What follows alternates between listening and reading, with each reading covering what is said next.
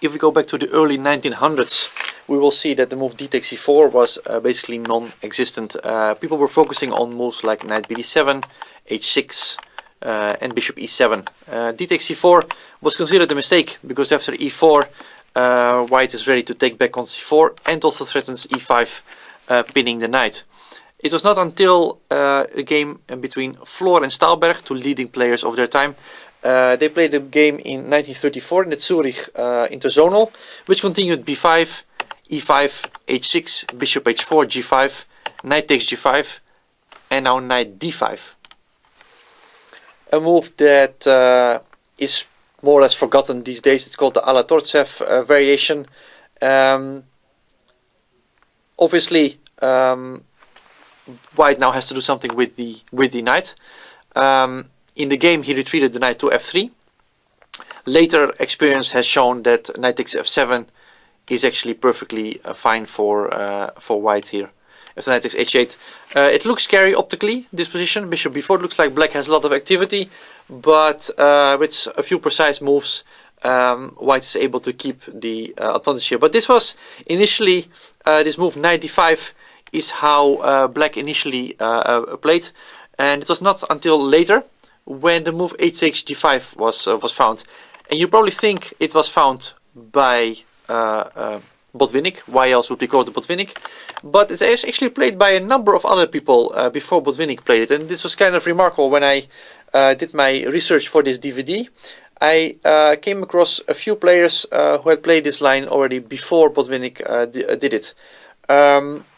One is Max Euwe, who played the line in 1938 against Sabo. That game continued with queen f3, which is nowadays a move which is no longer considered at all.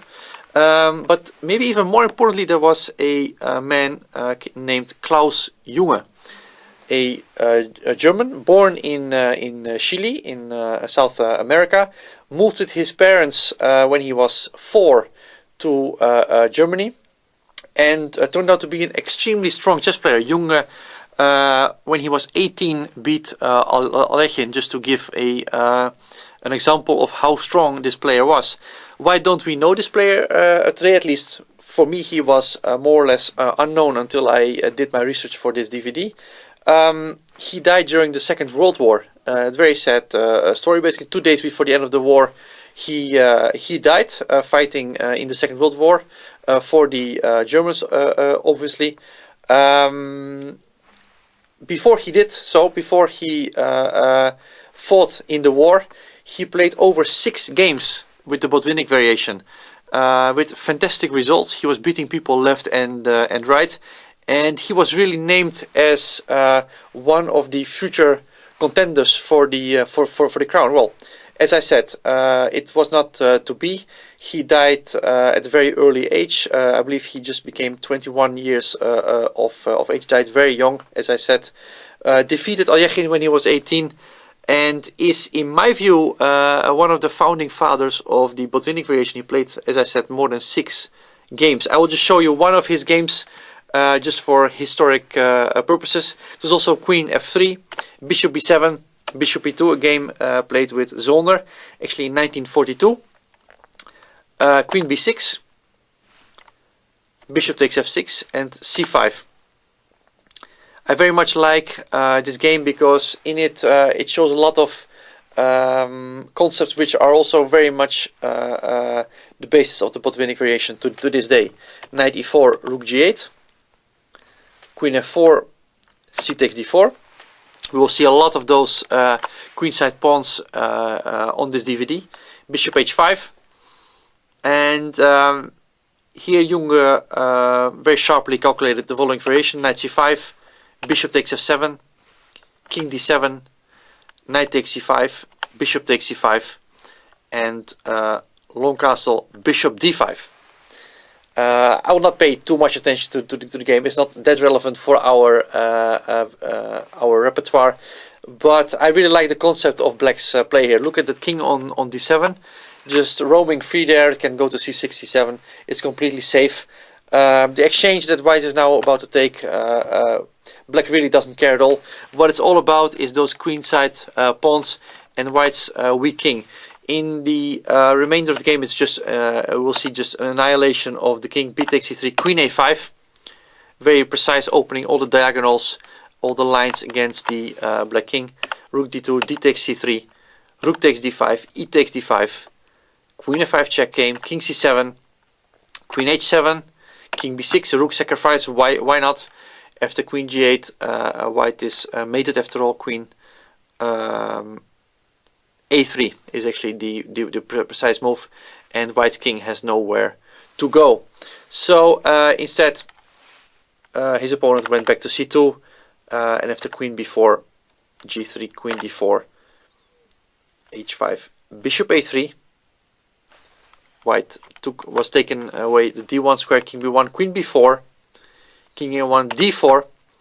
We see how a race can be decided in someone's favor here. Black is clearly much faster than white, and won in just a few more moves with a typical overloading tactic. Here after rook d3, queen b2, c takes b2, king b1, rook c1. It is mate on the next move, bishop c1, bc1, mate. Not a very important game, not even a very brilliant game. It was a bit too easy, I would almost say. But the only point I want to make is that if history had gone differently, perhaps we would have been looking at the younger variation rather than the Botvinnik variation. Of course, we know how things happened. Botvinnik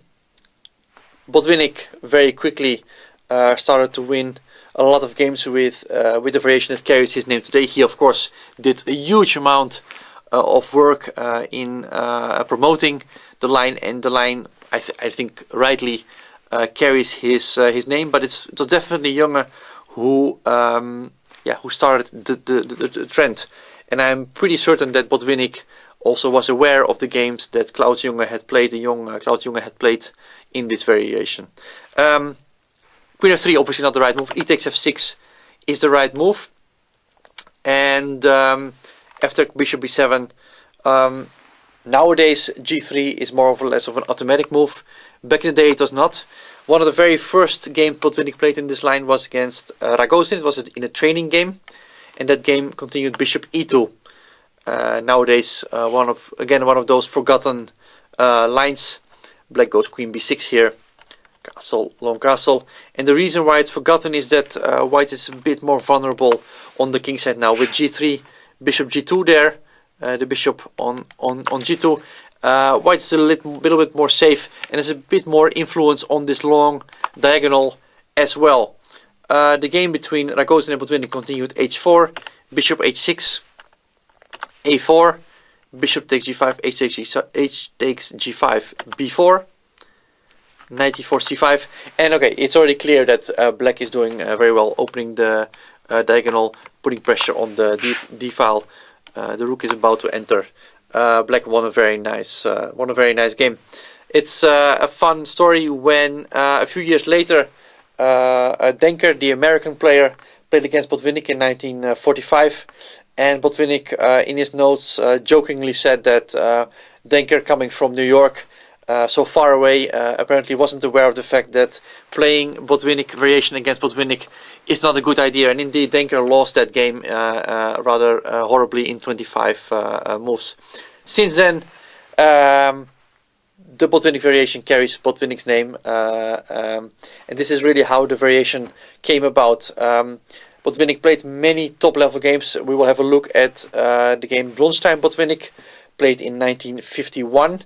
Also very important for the popularization of the line, and of course it took a further jump when in the 80s people like Garry Kasparov, Misha Tal, and later on Alexei Shirov started to get heavily involved. And nowadays it's one of the most heavily debated opening lines out there. It's sharp, it's exciting, and but these are the people who really were at the foundation, at the birth of this variation. I thought I'd just give you a little insight in how this line developed from the very start, and this is how it happened.